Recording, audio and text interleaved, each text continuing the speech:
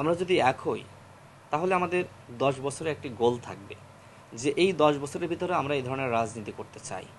আমরা যদি মনে করি যে এই নির্বাচনকে কেন্দ্র করে আমরা এক হচ্ছি, এই নির্বাচনে ক্ষমতায় যেতে হবে, এই নির্বাচনে ভাগবাটোয়ারা করতে হবে, আসন ভাগিয়ে নিতে হবে, এই ধরনের চিন্তা ভাবনা আমাদের ভিতরে নাই। এক হওয়ার মূল উদ্দেশ্য নতুন রাজনীতি, সুস্থ ধারার রাজনীতি বাংলাদেশে প্রতিষ্ঠা করা। তো সেক্ষেত্রে নিবন্ধনের চিন্তা পড়ে। নিবন্ধনের জন্য তো প্রত্যেক বছর সুযোগ দেওয়া হয়। যদি নতুন নামে আমরা আত্মপ্রকাশ করি সেক্ষেত্রে আমরা নিবন্ধনের জন্য আমরা পরবর্তী বছরের জন্য অ্যাপ্লাই করতে পারবো। এক, দ্বিতীয়ত আমাদের দুটি দলেরই প্রায় নিবন্ধন আছে, মানে আমাদের দলের আছে আর তারা নিবন্ধন পেতে যাচ্ছে। তো সেক্ষেত্রে এই আলোচনা রয়েছে যে আলোচনার মাধ্যমে যে কোনো একটি দলের নাম গ্রহণ করা, এবং যদি আমরা এক হয়ে যাই, যদি আমরা মনে করি আমরা একসাথে রাজনীতি করব, তো সেক্ষেত্রে এই বাধাগুলো আমার মনে হয় না সামনে এমনভাবে দাঁড়াবে যে আমরা এক হতে পারবো না। এটা কোনো বাধা হিসেবে দাঁড়াবে না। সুতরাং আন্তরিকতার ব্যাপার, আমি বারবার বলছি যে তাদেরকে সহনশীল হতে হবে, আন্তরিক হতে হবে, ছাড় দিতে হবে এবং অহমিকা রাখা যাবে না। আপনি যদি মনে করেন যে নূর ভাই, রাশেদ ভাইরা তাদের ডাকলাম আর আমাদের দলে যোগদান করবে না, আমরা তো এত পৌঁছে যাইনি। দেখেন, এই গণ অভ্যুত্থানের পরে আপনি খোঁজ নেন, র্যাঙ্কিং করেন, গণ অধিকার পরিষদের নেতাকর্মীরা চাঁদাবাজিতে, দখলদারিতে লিপ্ত হয়নি। গণ অধিকার পরিষদ অনৈতিক রাজনীতি করে না। গণ অধিকার পরিষদ স্বচ্ছতা এবং জবাবদিহিতার রাজনীতি করে, এবং 2018 সাল থেকে আমরা এই ধরনের রাজনীতি করছি বলে আমাদের হাত ধরে অসংখ্য নেতৃত্ব তৈরি হয়েছে, এবং দল হিসেবে গণ অধিকার পরিষদ আজকে গ্রামগঞ্জে ছড়িয়ে পড়েছে। মানুষ তো এই নামটি জানছে এত অল্প সময়ে। আর আমাদের উত্থান তো এই সরকারের আমলে না, যে অন্তর্বর্তীকালীন সরকারের আমলে আমরা একটি সুখের সময় পেয়েছি, আমরা এখন বিশাল বিপ্লবী হয়ে পড়েছি। আমরা যে সময় বাংলাদেশে কথা বলেছি অনেকের জন্ম হয়নি, এখন যারা বড় বড় বিপ্লবী দাবি করছে। এটা তো আপনারা সাংবাদিক ভাইরা সে 18 সাল থেকে আমাদের সাথে আমরা যেখানে গিয়েছি, আমাদের দমন, নিপীড়ন, নির্যাতন, হামলা, মামলা আপনাদের চোখের সামনেই তো হয়েছে।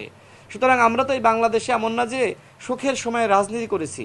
আমরা যে সময় রাজনীতি করেছি, যে সময় হাসিনাকে বলেছি 1, 2, 3, 4 হাসিনা তুই গদি স্যার, এই যে তুই করে বলা, এই সাহস বাংলাদেশে কয়জনের ছিল? আজকে যদি বাংলাদেশে কেউ মনে করে যে গণ অধিকার পরিষদকে বাদ দিয়ে রাজনীতি করব, রাজনীতি করতে পারবে না। এদেশে গণ অভ্যুত্থানের প্রেক্ষাপট তৈরি করেছে গণ অধিকার পরিষদ। এদেশে 18 সালের কোটা সংস্কার আন্দোলনের সময় আমরা যদি আপোষ করতাম, আমাকে তো ওই সময় 15 দিনের রিমান্ডে নির্যাতন করা হয়। জেল থেকে যেদিন মুক্তি পেয়েছি সেদিন কিন্তু আমি বাড়িতে যাইনি, সরাসরি ঢাকা বিশ্ববিদ্যালয়ে গিয়েছি, ওই দিন বিক্ষোভ মিছিল করেছি। সুতরাং আমাদের উত্থানটা অত্যন্ত কঠিন ছিল। আমরা যে সময় সারা বাংলাদেশে সংগঠন গুছিয়েছি, আপনি খেয়াল করবেন, চট্টগ্রাম গিয়েছি, সেখানে হামলা, সেখানে হত্যা চেষ্টা। নেত্রকোনায় গিয়েছি, সেখানে হামলা। আমার নিজ জেলা ঝিনাইদহ, সেখান থেকে আমাকে তুলে নিয়ে গেছে। এরকম অসংখ্য হামলা মামলা সহ্য করে আমরা তারপরে কিন্তু দলটা আমরা গঠন করেছি।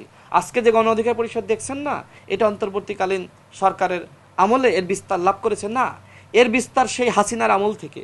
এবং আমাদের ছেলেগুলো সবসময় হাসিনার চোখে চোখ রেখে কথা বলেছে, হাসিনাকে সবসময় হাসিনাই বলেছে, বলে নাই যে প্রধানমন্ত্রী শেখ হাসিনা। আমরা সবসময় বলেছি স্বৈরাচার শেখ হাসিনা। আমরা সবসময় বলেছি আওয়ামী লীগ ফ্যাসিস্ট, আওয়ামী লীগ অন্যায় করছে, গুম করছে, খুন করছে।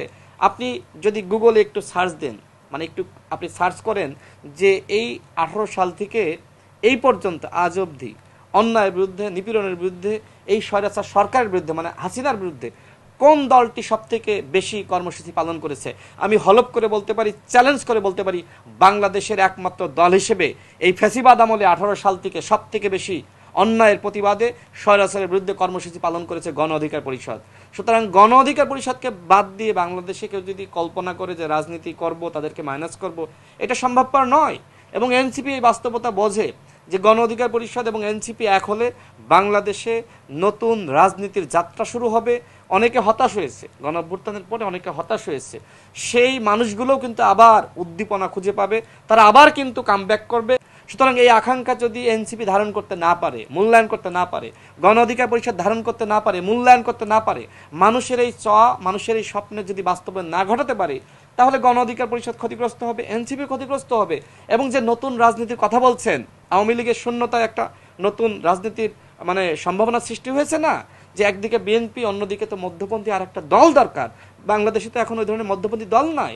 হ্যাঁ, একদিকে জাতীয়তাবাদ, অন্যদিকে ইসলামিক রাজনীতি, কিন্তু মানুষের আকাঙ্ক্ষা রয়েছে আরেকটা গণতান্ত্রিক রাজনীতি, আরেকটা মধ্যপন্থার রাজনীতি।